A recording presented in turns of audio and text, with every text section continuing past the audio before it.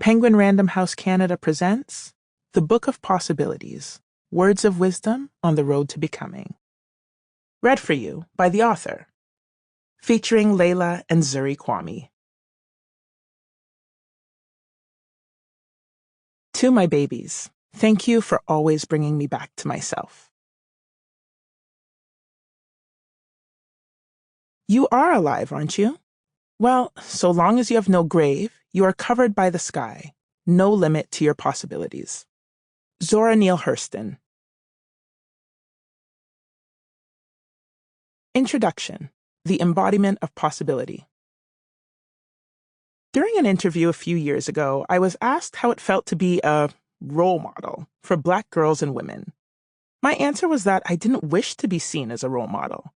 I instead preferred to be considered a possibility model. Being a role model brings with it a weight of responsibility and an ego that I have no interest in carrying.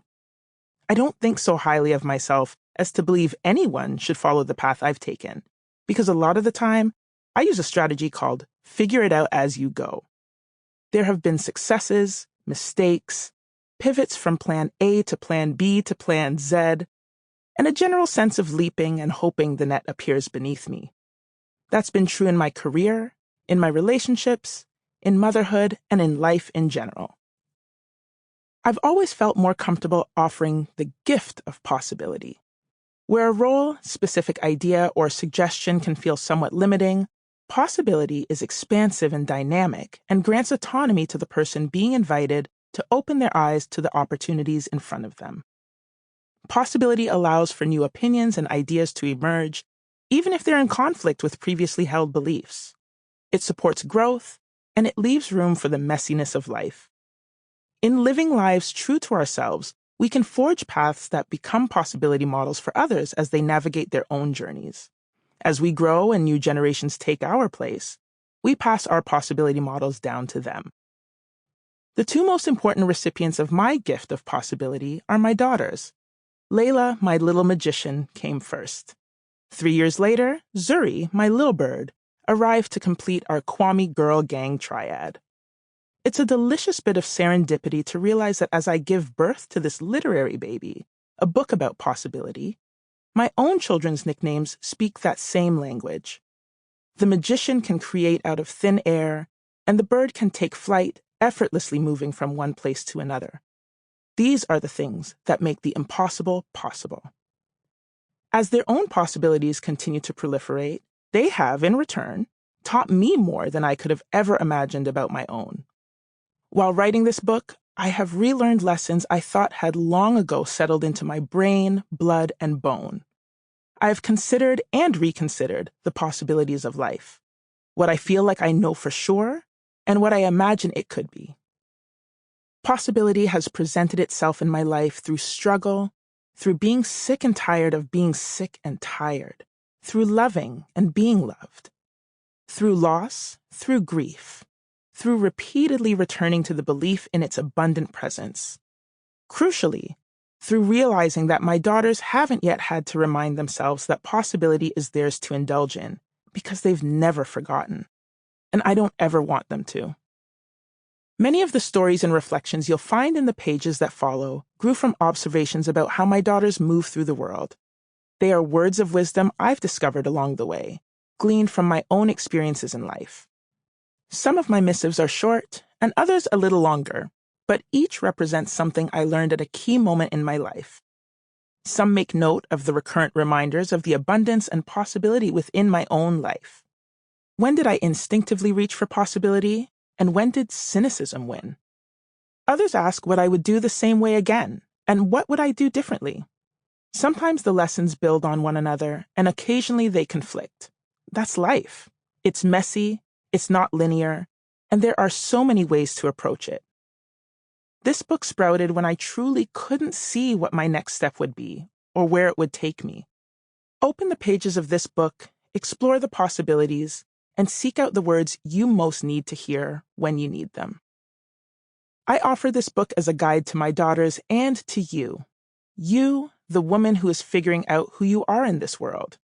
You who need a reminder of the breadth and depth of possibility. You, who may need a sign that there's a different way to do this thing called life, no matter how far along in the game you are. To our daughters and ourselves, may we find our way. Dear Layla and Zuri, there's a memory still fresh in my mind about one humid, balmy night in Montego Bay when I was about 10 or 11 years old. I remember hiding behind a door frame and peeking into a bedroom to watch my mom, you all call her Yaya and call my dad Grampy, get ready for a night out. We were on one of our pilgrimages back home. Jamaica was my parents' home, and the one that my mind and soul clung to, even though I was born and raised nearly 3,000 kilometers away in Canada. Measured distance didn't mean much to me. Even at my young age, I could identify the places where I felt most like me, and Jamaica was one of them. Each time we visited Jamaica, I could feel a piece of Mom's spark and reignite. In Canada, she was a nurse who spent most of her time in scrubs with her hair pulled back and a meticulous but subtle face of makeup. Her gold jewelry was the quiet but definitive declaration of her glamour. Her ears, neck, wrists, fingers, and ankles glittered, whether she was at work, at home, or adorned in beautiful clothing and perfume like she was that night in Jamaica. Mom saw me watching her from the doorway and called me in. I silently obeyed, and immediately my senses were overloaded.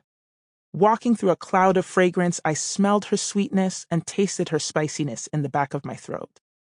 She wore a form-fitting dress, and I saw that she had reclaimed her body. This was not mother or nurse, but a woman enjoying herself wholly for herself. She had a new bracelet on.